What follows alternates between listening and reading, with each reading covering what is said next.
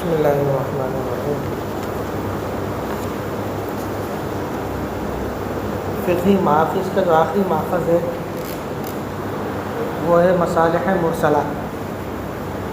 مصالح مرسلہ اس کو استصلاح بھی کہتے ہیں، استصلاح یا مصالح مرسلہ۔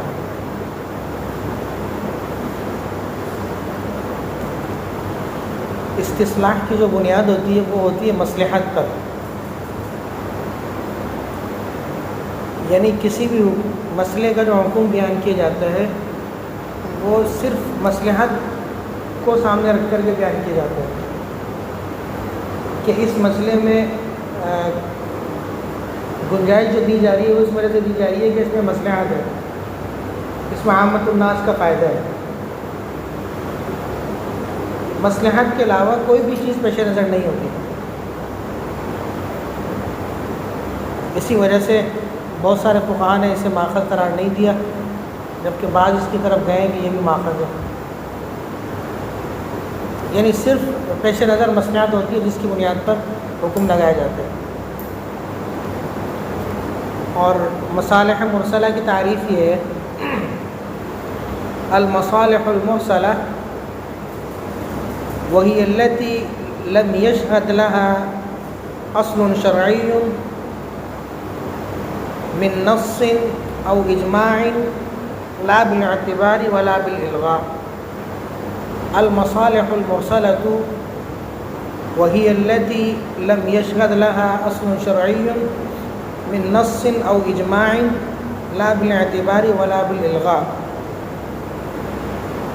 یعنی مصالح مرسلہ اسے کہتے ہیں کہ نہ اس پر کوئی ایسا مسئلہ کہ جس کی نہ قرآن میں دلیل ہے، نہ سنت میں دلیل ہے، نہ اجماع میں دلیل ہے، اور صرف مصلحت کو پیش نظر رکھ کر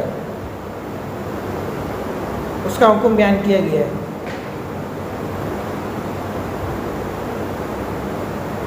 قرآن و سنت اور اجماع نے ان کا اعتبار نہیں کیا اور نہ یہ کہا کہ یہ غلط ہے، یعنی نہ اعتبار کیا ہے نہ اس کو لغو قرار دیا ہے۔ قرآن و سنت اور اجماع نے نہ اس کا اعتبار کیا ہے اور نہ ہی اسے لغو قرار دیا، اور نہ ہی قرآن و سنت اور اجماع کے اندر اس کی کوئی دلیل موجود ہے۔ مصلحت کی جو بنیاد ہے یا مصالح مرسلہ کی جو بنیاد ہے وہ ہے جلب منفعت اور دفع مضرت۔ جلب منفعت اور دفع مضرت، یعنی کوئی ایسا مسئلہ جس میں ہم مصالح مرسلہ کو یا استصلاح کو سامنے رکھتے ہوئے یا مصلحت کو سامنے رکھتے ہوئے حکم لگائیں گے تو ہمارے پیش نظر جو چیز ہوگی یا جو اس مسئلے کی بنیاد بن رہی ہوگی وہ ہے جلب منفعت یا دفع مضرت۔ عامت الناس ہمارے سامنے ہے، یا تو ہم اس کو فائدہ پہنچانا چاہیں گے یا ضرر کو اس سے ہٹانا چاہیں گے۔ مصلحت کا یہی مطلب ہوتا ہے کہ اس میں مصلحت ہے۔ کیا مصلحت ہے؟ مصلحت کی ایک صورت یہ ہے کہ کوئی نفع اس کے ذریعے حاصل ہو رہا ہے، یا مصلحت کی دوسری شکل یہ ہوتی ہے کہ ضرر دفع ہو رہا ہے۔ تو استصلاح مصالح مرسلہ میں جو بنیاد ہوتی ہے وہ بنیاد یہی ہے کہ یا جلب منفعت ہے یا دفع مضرت ہے۔ اس وجہ سے ہم نے مصلحت کی بنیاد پر فقط حکم لگا دیا کسی مسئلے کا، ورنہ قرآن حدیث اجماع نے نہ ان کا اعتبار کیا ہے اور نہ ہی رد کیا ہے، یعنی ایک الگ سی چیز ہے، قرآن حدیث اجماع وغیرہ سے ہٹ کر ایک الگ چیز ہے۔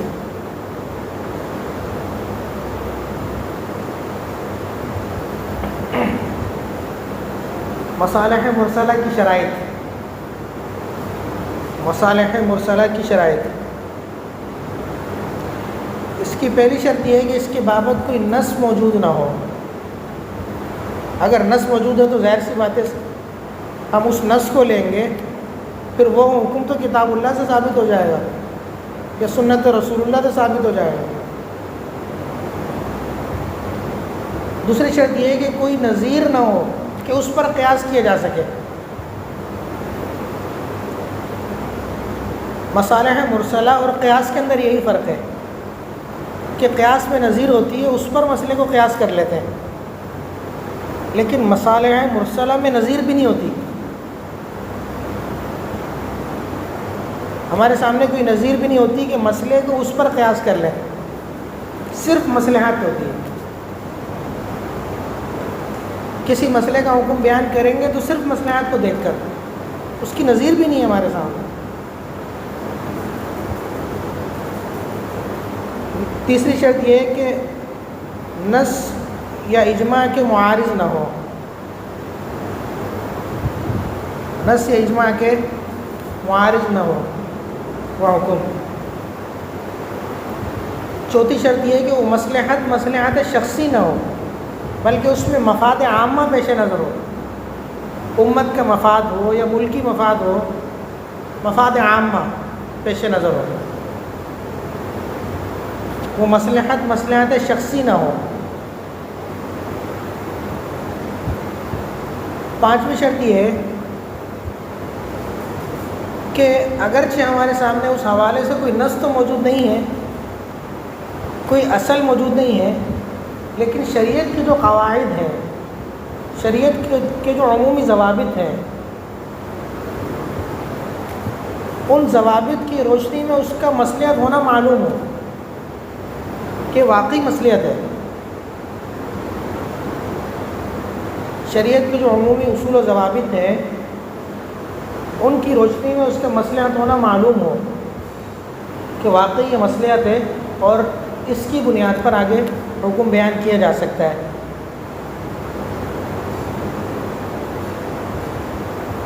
تو یہ 5 شرائط ہو گئے. پہلی شرط یہ ہے کہ کوئی اس بابت کوئی نص منقول نہ ہو. دوسری شرط یہ ہے کہ کوئی نظیر نہ ہو جس پر قیاس کیا جا سکے. تیسری شرط یہ ہے کہ کسی نص یا اجماع وغیرہ کے معارض نہ ہو. چوتھی شرط یہ ہے کہ مصلحت شخصی نہ ہو، بلکہ مفاد عامہ پیش نظر ہو، چاہے امت کا مفاد ہو چاہے ملکی مفاد ہو. اور پانچویں شرط یہ ہے کہ شریعت کے جو اصول و ضوابط ہیں اور جو قواعد ہیں ان کی روشنی میں بھی ہمیں یہ معلوم ہو کہ واقعی یہ مصلحت ہے، کہ جس کو بنیاد بنا کر کے حکم کا مدار اس پر رکھا جائے.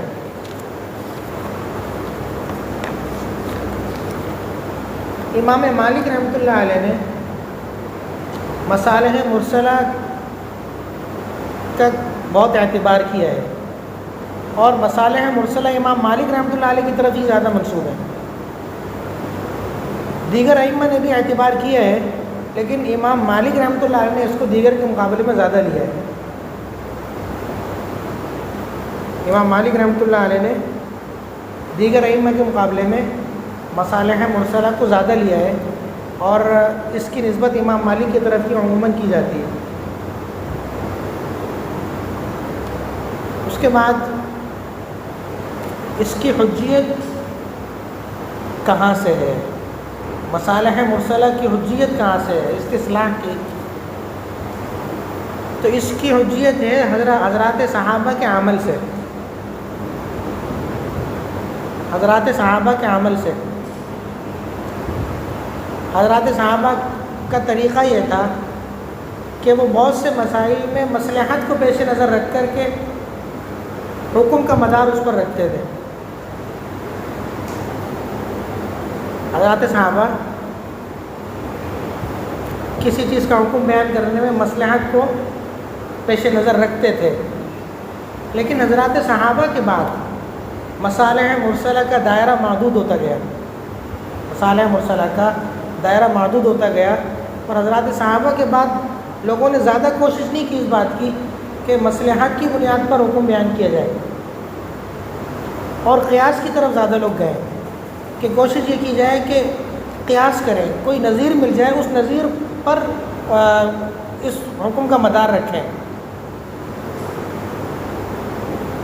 کیونکہ حضرات صحابہ کا جو تفقہ تھا اور حضرات صحابہ کی جو نظر تھی وہ الگ ہی تھی۔ حضرات صحابہ کے بعد جو لوگ آئے اور تنزلی آتی گئی، تو حضرات صحابہ جس چیز کو مصلحت سمجھتے تھے، بعد کے لوگ اس چیز کو مصلحت سمجھے ضروری نہیں ہے۔ تو شریعت میں اندیشہ تھا کہ کوئی اضافہ ہو جائے یا کوئی نئی چیز داخل ہو جائے، کیونکہ محض مصلحت کو بنیاد بنانا اور اس پر حکم کا مدار رکھنا یہ اتنا آسان نہیں ہے۔ تو حضرات صحابہ کے بعد اس کا دائرہ محدود ہوتا گیا، اور لوگوں نے کوشش یہ کی کہ کسی طریقے سے قیاس پر جائیں۔ قیاس بھی اگرچہ ظنی دلیل ہے، لیکن اس سے تو بڑھ کر ہے، کسی طریقے سے قیاس پر جائیں اور کوئی نظیر ڈھونڈیں، اس نظیر کا جو حکم ہے وہ اس پر لگائیں، صرف مصلحت کو بنیاد بنا کر اس کا حکم بیان نہ کریں۔ حضرات صحابہ نے تو کیا تھا، لیکن وہ تھے، اور وہ واقعی جو مصلحت ہوتی تھی اسے مصلحت کہتے تھے۔ بعد کے لوگ تو ایسے نہیں تھے، اس وجہ سے دائرہ مسلسل محدود ہوتا گیا۔ مصالح مرسلہ کی کچھ مثالیں، مصالح مرسلہ کی کچھ مثالیں جس سے واضح ہوگا کہ کس طریقے سے مصلحت کو پیش نظر رکھا ہے، اور اس میں قرآن، سنت اور اجماع وغیرہ سے واقعی کوئی ایسی چیز منقول نہیں ہے کہ جن کو بنیاد بنایا جاتا۔ سب سے پہلی مثال تو یہ ہے کہ حضرت ابوبکر صدیق رضی اللہ تعالیٰ عنہ، ان کا قرآن کو کتابی صورت میں جمع کرنا، ان کا قرآن کو کتابی صورت میں جمع کرنا، یہ جو جمع کیا ہے پیش نظر صرف مفاد عامہ تھا، امت کا فائدہ تھا، اور امت کی مصلحت پیش نظر تھی۔ کوئی نص تو موجود نہیں تھا، نہ قرآن سے، نہ حدیث سے، اور نہ ہی کوئی اجماع وغیرہ تھا اس پر۔ حضرت ابوبکر صدیق رضی اللہ تعالیٰ عنہ کا قرآن کو کتابی صورت میں جمع کرانا پہلی مثال۔ دوسری مثال، حضرت عثمان غنی رضی اللہ تعالیٰ عنہ کا قرآن کا جو مجموعہ تھا اس کی نقول تیار کر کے عالم اسلام میں بھیجنا یا تقسیم کرنا۔ حضرت عثمان غنی رضی اللہ عنہ کا قرآن کا جو مجموعہ تھا اس کی نقول تیار کر کے عالم اسلام میں بھیجنا۔ دیکھیں یہ جو کام ہو رہا ہے نا، یہ سب اس سے پہلے ایسا کام نہیں ہوا، یہ پہلا کام ہو رہا ہے۔ نہ اس کی کوئی دلیل قرآن میں ہے، نہ حدیث میں ہے، نہ اجماع میں ہے، سب سے پہلے یہ کرنے جا رہے ہیں۔ اس سے پہلے ایسا ہوا نہیں، ایک نئی چیز ہے بالکل۔ اب قرآن تیار ہو گیا، اب قرآن کے نسخے تقسیم کرنے ہیں۔ تو انہوں نے جو یہ کیا ہے، یہ مصالح عامہ یا مفاد عامہ کو سامنے رکھتے ہوئے کیا ہے، کوئی نص تو موجود نہیں ہے۔ یعنی مثالوں سے واضح ہوگا کہ مصلحت ہے کیا اور کیسے اس کو پیش نظر رکھا جاتا ہے۔ تیسری مثال، حضرت عمر فاروق رضی اللہ تعالیٰ عنہ کا بیت المال سے وظیفہ پانے والوں کے لیے رجسٹر جاری کرنا۔ وہ بیت المال سے وظیفہ جاری کیا کرتے تھے لوگوں کا، تو اس کے لیے انہوں نے رجسٹر ایک جاری کیا تھا جس میں ان کے اندراجات وغیرہ ہوتے تھے۔ تو یہ بھی ایک ایسی چیز تھی، نہ قرآن سے ثابت، نہ حدیث سے ثابت، نہ اجماع سے، بلکہ مفاد عامہ کے لیے انہوں نے ایک جو طریقہ بہتر سمجھا اس طریقے کو متعارف کروایا۔ پیش نظر مفاد عامہ ہے، امت کی مصلحت ہے، لوگوں کی مصلحت ہے۔ دیکھیں شخصی مصلحت یہاں کہیں نہیں آ رہی، شخصی مصلحت نہیں ہے، شخصی فائدہ نہیں ہے، مفاد عامہ ہے۔ لوگوں کا فائدہ ہو، امت کا فائدہ ہو۔ اس کی ایک اور مثال یہ ہے کہ حضرت عمر فاروق رضی اللہ تعالیٰ عنہ کا اپنے زمانے میں اسلامی سکہ ڈلوانا، انہوں نے اسلامی سکہ ڈلوایا تھا۔